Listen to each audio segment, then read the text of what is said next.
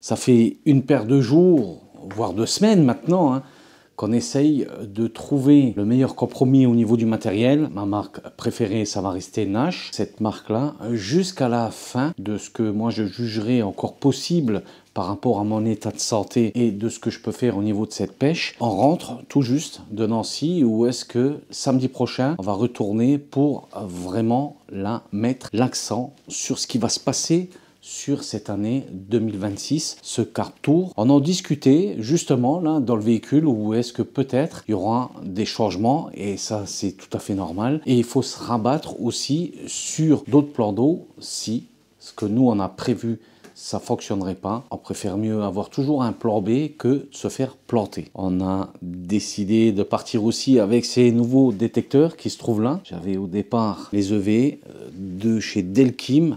C'est des très bons détecteurs.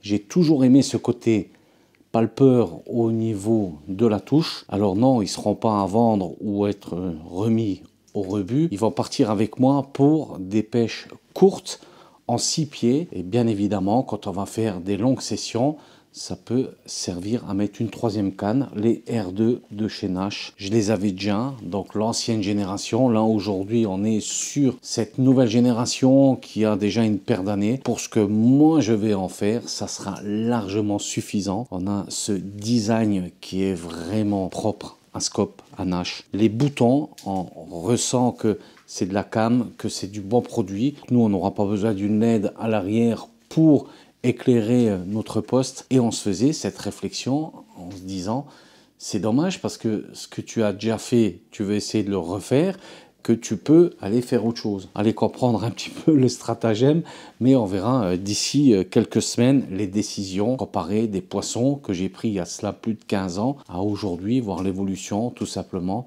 et de se faire plaisir d'être là, à l'endroit même où est-ce qu'il y a cela une paire d'années, tu as réussi tes pêches. Peut-être ça va être complètement différent, beaucoup plus dur, mais d'ici là, on verra bien. Ils sont là, les R2, protégés avec leur housse de transport. Pour nous, c'est très important parce que tu vas le mettre dans le sac, ça va voler sur le chariot, on va se taper quand même pas mal de kilomètres. Donc c'est important d'avoir une coque de protection. Cette centrale, franchement, on peut dire qu'aujourd'hui, c'est petit, fin, ça rentre vite dans une poche. L'accrocher aussi bien à ton bivy, accrocher au bed, l'avoir tout simplement dans ses chaussures. Je peux pêcher beaucoup plus discret comme je le faisais à l'époque. Je coupe mes détecteurs. Ça sera elle qui va me dire c'est le moment d'aller tout simplement ferrer un poisson. On a aussi été récupéré chez Purple. Ça, très vite dans le canal, ça va nous donner aussi du résultat. Chez Purple, eux, ils appellent ça le SL24, le Scopex. Si toi, tu es ancien et que tu connais ce produit, on peut dire que chez Rod Hutchinson, c'est lui qui a tout déclenché par rapport à ce Scopex. Et j'en discutais tout à l'heure avec le directeur du magasin. Pour nous, c'est une valeur sûre. Plus les pêcheurs en ont mis dans l'eau, bien évidemment, le poisson a eu cette accoutumance. Aujourd'hui, on peut dire que cette nouvelle génération de pêcheurs et de carpes qui ont pris l'habitude vise automatiquement des appâts comme ça. Pour nous, à l'époque, c'était de réussir à les faire accepter. Là, au bout de 10 ans après, il n'y a même plus besoin de se poser la question, que ça soit même en canal et en Moselle sauvage, c'est accepté. Aujourd'hui, une bouillette, c'est reconnu dans beaucoup de plans d'eau. La carpe va très vite l'associer à de la nourriture naturelle, ou alors ce bonus directement sur son passage où est-ce qu'elle était en promenade, maintenant à tester sur des endroits où est-ce qu'on sait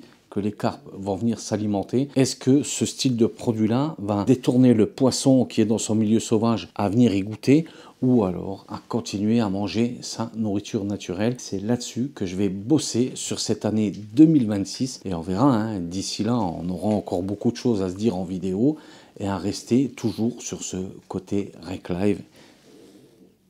Je peux te dire que lui, il m'en rappelle des souvenirs, et je suis pressé que cette grippe aviaire se termine, qu'on puisse aller pêcher très vite. Petite info comme ça, peut-être pour backtrack avec des cannes olives de chez Nash en 3,25.